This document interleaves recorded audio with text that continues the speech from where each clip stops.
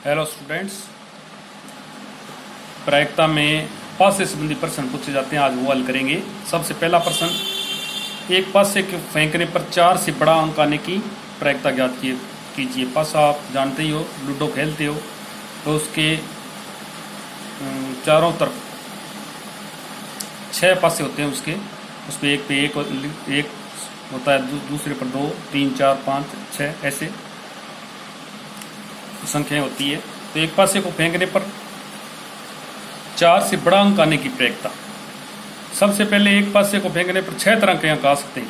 अब आप उसको फेंकते हैं तो पहले हम क्या आएगा, जहाँ तो 1 आ सकता है, जहाँ 2 आ सकता है, जहाँ 3 आ सकता है, जहाँ 4 आ सकता है, जहाँ 5 आ सकता है, 6 आ सकता है, 7 नहीं आ सकता। तो इसका मतलब कुल परिणाम कितने हुए? 1 आ सकता है, 2 आ सकता है, 3 आ सकता है, 4 आ सकता है, 5 आ सकता है, 6 आ सकता है। तो कुल परिणामों की संख्या कितनी होगी? 6। ये इनको गिन के लिखा है, ये कितने हैं? 6। तो 6, ये 6 संख्याएं हैं, तो ये कुल परिणामों की संख्या 6 होगी। अब इसमें से आपने देखनी है 4 से बड़े अंक जो हम चाहते हैं, अनुकूल परिणाम, जो अनुकूल स्थितियां। 4 से बड़े अंक कौन से? 5 और 6। इनकी संख्या कितनी है? ये अंक कितनी है? 2। तो अनुकूल परिणामों की संख्या अपने पास 2 हो जाएगी। अनुकूल परिणामों की संख्या 2। अब वो आपको सूत्र पहले बताया है, वो आता ही आपको। प्रायिकता अनुकूल परिणामों की संख्या बटे कुल परिणामों की संख्या। अनुकूल परिणाम कितने निकाले हमने? 2। और कुल कितने हैं? 6। 2/6। इसको काटेंगे तो 1/3 आंसर आ जाएगा। इसी तरीके से इसमें और आपसे कौन कौन से प्रश्न पूछे जा सकते हैं, मैंने सभी इकट्ठे लिख दिए। जैसे एक पासे को एक बार छोड़ा जाता है तो निम्नलिखित की प्रायिकता क्या होगी? ये पूछा जा सकता है 5 से छोटे या इसके बराबर संख्या। 5 से छोटे या इसके बराबर संख्या। तो सेम आपने ऊपर दिया है वैसे ही हल करना है। सबसे पहले तो वो लिख लेंगे कुल संभावित परिणाम कितने हैं, ये सेम लिखेंगे। यहाँ पर लिखे थे ना आपने कुल संभावित परिणाम, ये लिखे से ये लिख लेंगे। फिर कुल परिणामों की संख्या लिख लेंगे। यहाँ बदलेंगे थोड़ा सा, यहाँ लिखा है 5 से छोटी या इसके बराबर। ये कौन कौन सी संख्याएं हो जाएगी 5 से छोटी? 1, 2, 3, 4। 4 तो छोटी होगी। 5 से छोटी या इसके बराबर, इसका मतलब 5 को भी अंदर लेना है। तो यहाँ पर क्या आ जाएगा? यहाँ पर लिख देंगे 1, 2, 3, 4। यहाँ लिखेंगे 5 से छोटी या इसके बराबर की संख्या, ये लिख देंगे। ये तो अनुकूल परिणाम कितने हो गए? ये कितनी संख्याएं होगी? 1, 2, 3, 4, 5। 5 होगी।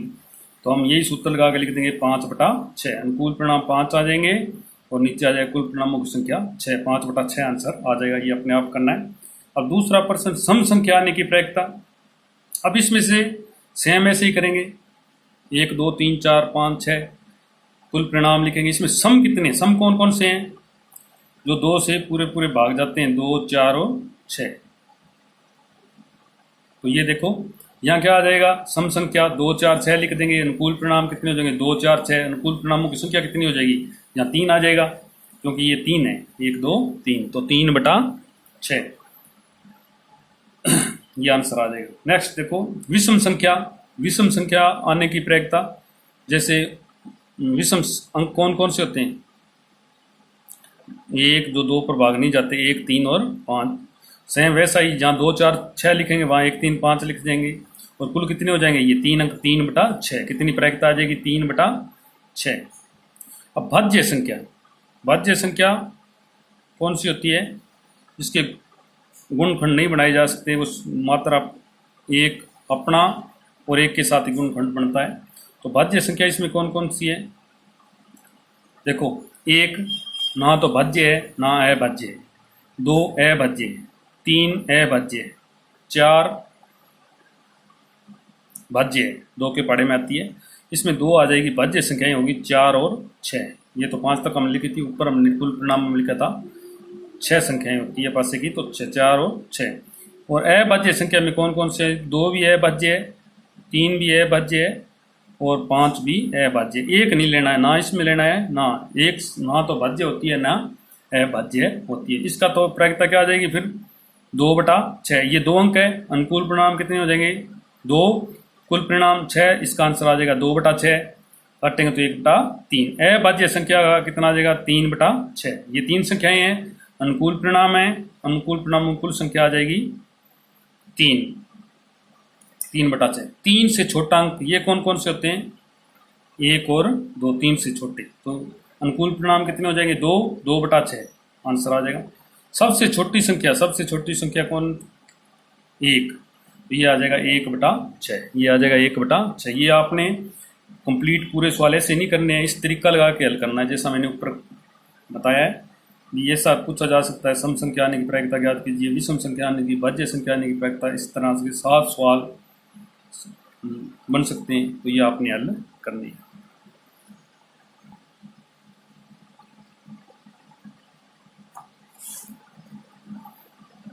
नेक्स्ट, पहले हमने सवाल किए थे पासे संबंधी। अब एक पासे को 2 बार उछाला जाता है। जहाँ 2 पासे इसमें बताया गया, एक पासे को 2 बार उछाला, जहाँ 2 पासे को एक साथ फेंका जाता है, तो सेम चांस होंगे भी। एक पासे को 2 बार उछाला जाता है, इसकी क्या प्रायिकता है कि संख्याओं का योग कितना हो?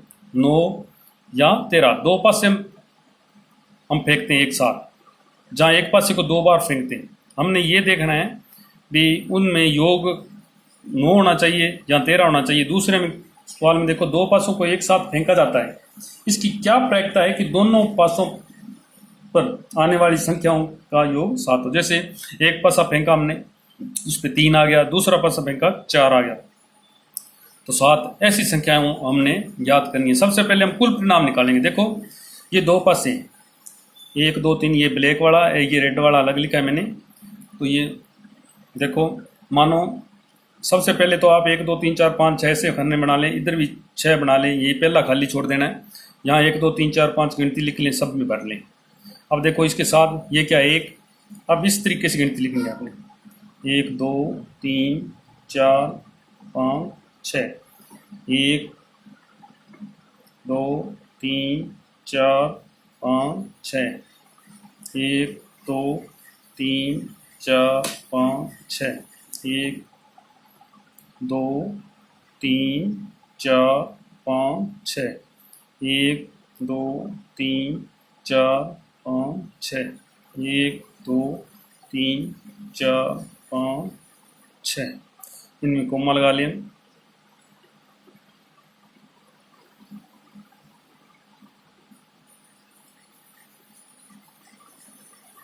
इन सभी में अब देखो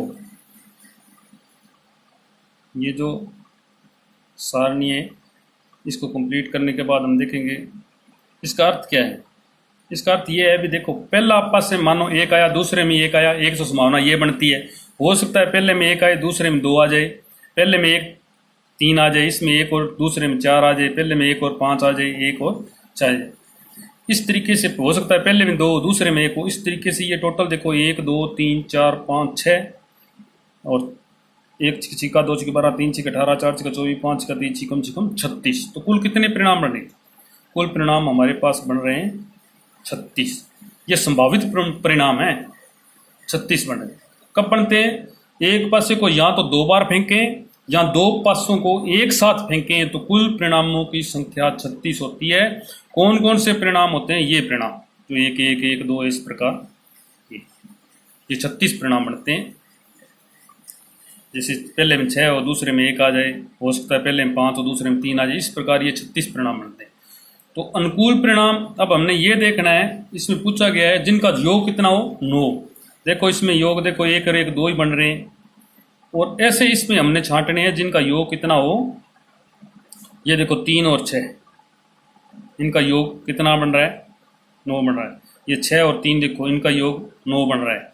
4 और 5 इनका बन रहा है। ये 5 और 4 इनका 9 बन रहा है, और किसी का नहीं बनेगा। देखो 5 और 5 10 बन रहा है, 5 6 11 बन रहे हैं, 6 5 11 बन रहे हैं, 2 और 1 3 बन रहे हैं। किसी का करके देख लो, नहीं बनेगा। ये 4 संख्याएं ऐसी है जिनका योग कितना बन रहा है? 9। एक इनका 1 2 3 4, तो अनुकूल परिणामों की संख्या कितनी होगी? 4। वो इस उत्तर प्रायिकता का अनुकूल परिणामों की संख्या बटे कुल परिणामों की संख्या 4/36 काटेंगे 1/9 आ जाएगा। नेक्स्ट क्वेश्चन ये पूछ रहा है उनकी प्रायिकता करें जिनका योग 13 है।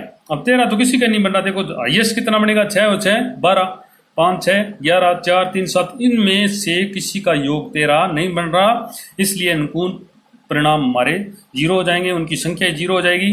तो वो सूत्र लगाएं, कुल परिणामों की संख्या अनुकूल परिणामों की संख्या बटे कुल परिणामों की संख्या। कुल परिणाम हमारे 36 हैं और अनुकूल परिणाम 0, तो आंसर कितना आ जाएगा 0। इस प्रकार दूसरा सवाल, तीसरा क्वेश्चन अपने आप करना है। आपने इसमें से वो संख्याएं छांटनी है कितनी है जिनका योग कितना हो 7। जैसे 3 और 4 आ जाएगा, एक तो 3 और 4, 4 और 3, एक आ जाएगा 5 और 2, एक आ जाएगा 2 और 5। इस तरीके से आपने इसको हल कर लेना है। धन्यवाद।